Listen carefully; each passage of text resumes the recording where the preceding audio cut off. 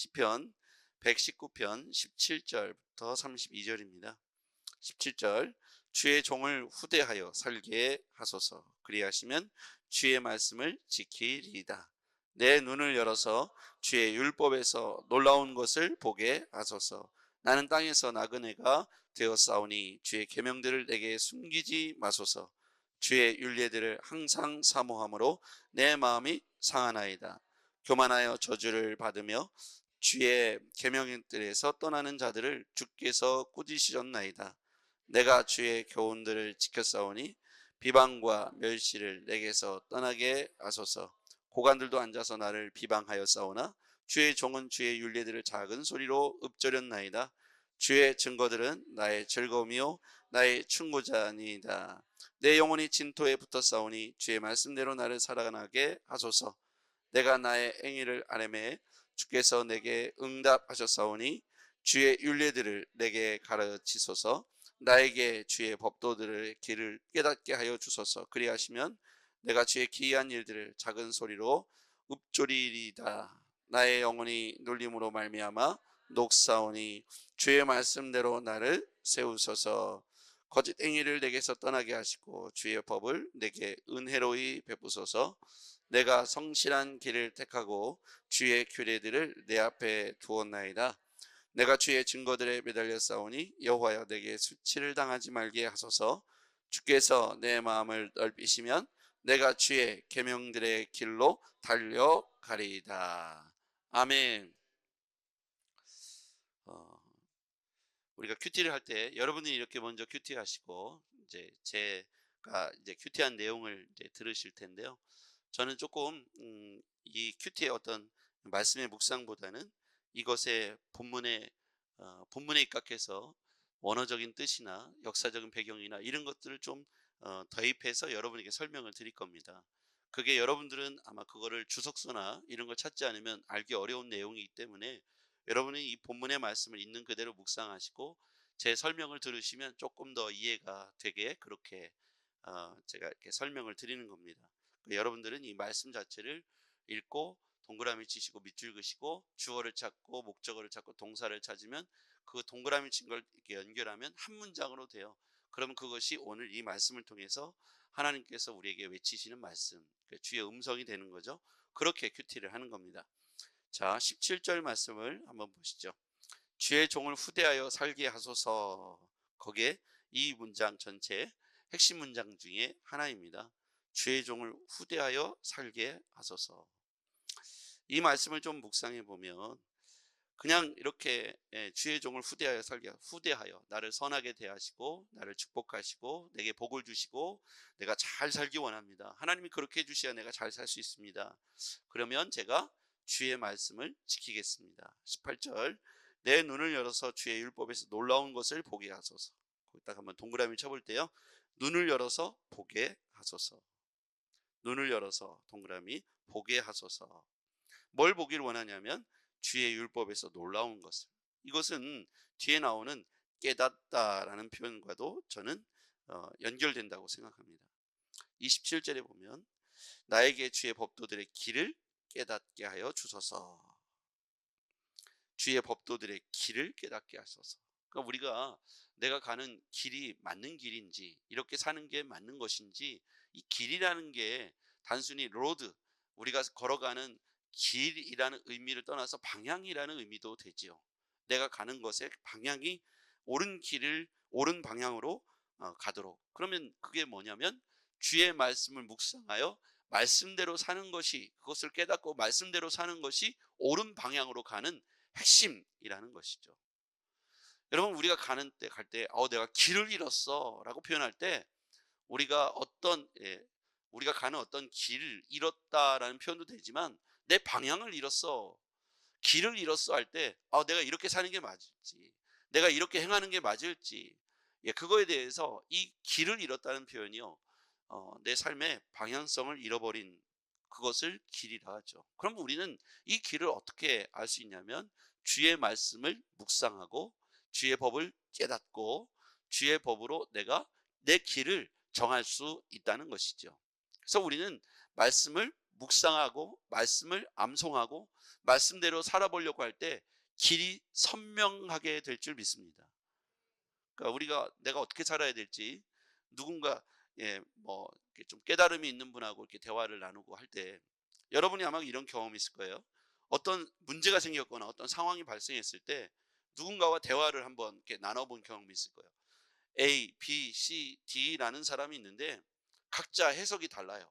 이 문제를 대하는 해석이 다릅니다.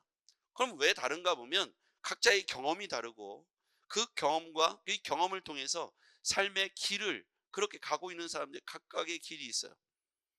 서울로 갈 때 각각의 길을 선택하고 수단을 선택하죠. 자가용으로, 기차로, 뭐 비행기로, 자전거로, 오토바이로, 버스로, 택시로 뭐 여러 길이 있지 않습니까? 어떤 사람은 내가 택시 타고 갔더니 내 인생이 참 좋았어. 그래서 너도 택시 타고 가. 이렇게 말할 사람이 있을 거예요. 여러분, 우리가 하나님의 말씀이 무장된 사람과 대화를 나누고 말씀으로 늘 훈련받고 이렇게 말씀 안에 충만하고 기도 생활과 말씀 생활과 묵상이 그리고 제자 훈련이 되어 있는 사람과 말을 이렇게 섞다 보면 그 가르쳐 주는 길이 선명해요. 명확해요. 왜 그렇습니까? 그런 것들이 다 뭐 버스냐 택시냐 기차냐 이런 것들이 중요하지 않다는 거예요. 근원적으로 그런 것에 있지 않고 현상에 있지 않고 근원적으로 우리의 삶의 길을 정하신 분이 한 분 있다는 것으로부터 대화가 시작되기 때문이죠. 우리가 음식을 먹잖아요. 아, 이거는 이게 좋고 이게는 이게 좋고 이게 좋고 각각의 음식의 특징이 있고 맛이 우리가 음미하는 맛이 각각 있을 거예요. 그런데 우리가 그 근원적으로 이 영양소가 무엇이고 이것이 어떤 우리에게 이로움을 주는지 그 근원적인 문제를 원리를 알게 되다 보면 내가 먹는 음식 자체 하나하나에 대한 평가를 내려놓을 수 있다는 것이죠. 이런 것처럼 하나님 말씀으로 내 인생을 해석할 수 있다는 것은 복이라는 거예요. 그런 사람이 내 옆에 있다는 것도 복입니다. 아이가 어떤 문제를 상담해 오는데 엄마가 말씀에 있지 않고 기도의 자리에 예배의 자리에 있지 않으면 세상 사람들이 하는 것과 똑같은 상담을 해준다는 거예요. 해석을 해주고요. 용서해야 될 시점에 보복을 말할 수 있고요. 사랑을 해야 될 때 시점에 같이 미워할 것을 권면할 수도 있다는 거예요. 하나님 말씀 앞에서 서 있고 하나님 말씀 앞에 충만한 사람과 대화를 나눠보면 내 삶의 문제가 명확해지고 심플해집니다. 복잡하지만 하나님 명확한 답을 얻게 될 수 있죠. 영적인 해석을 듣게 되면 내 마음이 살아나요. 내가 살아납니다. 25절 같이 읽어볼게요. 시작. 내 영혼이 진토에 붙어 싸우니 주의 말씀대로 나를 살아나게 하소서. 그러니까 지금 제가 말씀드린 거예요. 어떤 분들이 어떤 해석을 듣고 막 낙심해서 왔어요. 제가 이렇게 쭉 말씀으로 해석을 해주니까 다시 기뻐서 돌아갑니다. 무슨 얘기입니까? 영적인 해석은 근원적으로 사람을 말씀을 통해서 권면하면 살아나게 되어 있습니다. 말씀이 그 안에 부어지면 살아나게 되어 있어요. 넘어진 자에게 왜 넘어졌는지를 책망하고 다시는 넘어지지 않기 위해서 이렇게 해봐 라고 설명할 수 있겠죠. 의미상 맞을 수 있고 이치상 맞을 수도 있어요. 근데 이 넘어짐의 원인에 대해서 영적인 해석이 그 안에 담겨질 때 우리가 근원적으로 현상, 돌뿌리에 걸려서 넘어진 현상은 어딘가에서 또 일어날 수 있지만 근원적으로 이 돌뿌리는 무엇인지에 대해서 우리는 영적인 해석과 말씀을 통해서 들어야 합니다. 그래서 그것이 나에게 저주가 아니고 하나님 주신 기회일 수도 있고 아니면 또 다른 하나님의 사명이 될 수도 있다는 것이죠. 사람이 이렇게 말씀을 영적인 해석을 통해서 말씀이 채워지면 말씀대로 우리를 살려주신다는 거예요.